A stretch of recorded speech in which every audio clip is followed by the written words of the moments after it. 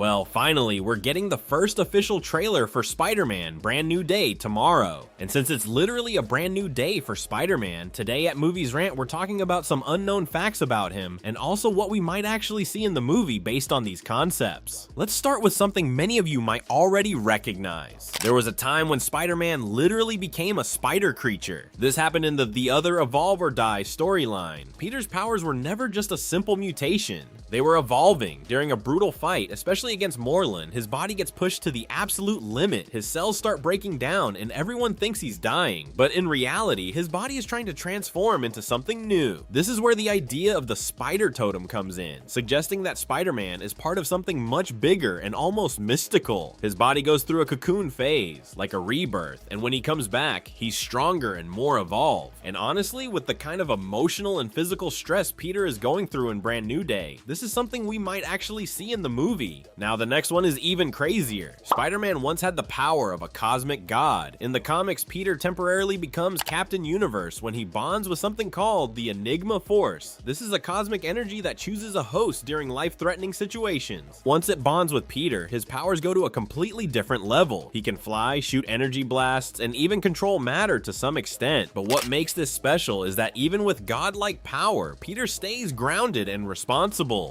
And while this might be a bit too big for Brand New Day, it could easily be something Marvel is setting up for Secret Wars or future Spider-Man movies. Now here's something that might surprise a lot of you. We've always seen Peter Parker as broke, struggling to pay rent, and that's one of the biggest reasons people connect with him, but there was a time when that completely changed. During the Amazing Spider-Man run, Peter becomes the head of Parker Industries. After Dr. Octopus takes over his body during Superior Spider-Man and builds a successful company, Peter later regains control and inherits everything. He becomes a global CEO with advanced tech, resources, and suits, almost like Tony Stark. But even with all that success, Peter struggles to balance his responsibilities and stay true to who he really is. Now let's talk about one of his most important powers, the Spider Sense. Imagine Spider-Man without it. There was actually a time in the comics when Peter lost his Spider Sense completely. Suddenly, he couldn't predict danger or dodge attacks instinctively. Every fight became risky again, but instead of giving up, Peter trained with Shang-Chi and developed a new fighting style called the Way of the Spider. This made him more grounded and more dangerous in a different way. And then comes one of the darkest storylines ever. Spider-Man once died, and Dr. Octopus lived his life. Otto swapped minds with Peter, taking over his body and becoming Spider-Man. But his version was different, more aggressive, more ruthless, and willing to cross lines Peter never would. Criminals feared him, but something felt off. And deep inside, Peter was still there, trapped and fading. This story shows that Spider-Man isn't just about powers, it's about Peter's morality. The next one will surprise you even more. You all know how powerful Sentinels are and why they exist. They are literally built to hunt and destroy mutants. But can you believe Spider-Man once defeated a Tri-Sentinel? In The Amazing Spider-Man number 329-331, Peter goes up against a Tri-Sentinel, a massive machine designed to take down high-level mutants. This thing is way above Spider-Man's level.